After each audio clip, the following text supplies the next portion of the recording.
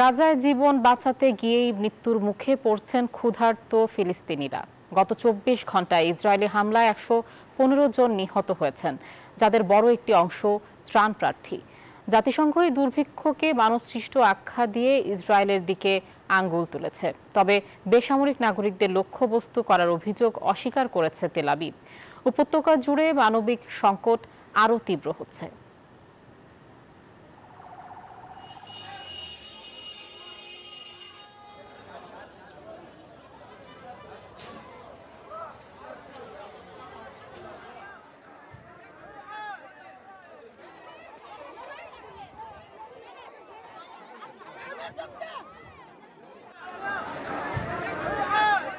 গাজায় এক মুঠো খাবারের দাম এখন জীবন।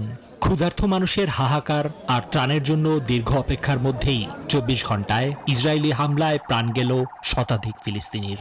সবচেয়ে ভয়াবহ হামলাটি হয় জিকিম ক্রসিং এর কাছে, যেখানে ত্রাণ নিতে আসা অর্ধশতাধিক মানুষকে গুলি করে হত্যা করা হয়। এই নারকীয় পরিস্থিতিকে মানবসৃষ্ট বলে মন্তব্য করেছে জাতিসংঘ। সংস্থাটির অভিযোগ, ইসরায়েলি বাধার কারণে সীমান্তে পর্যাপ্ত ত্রাণ থাকলেও তা ক্ষুধার্ত মানুষের কাছে পৌঁছাতে পারছে না।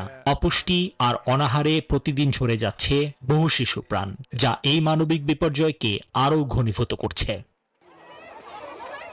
তবে এই লাশের মিছিলকেও হত্যাকাণ্ড বলতে নারাজ ইসরায়েল।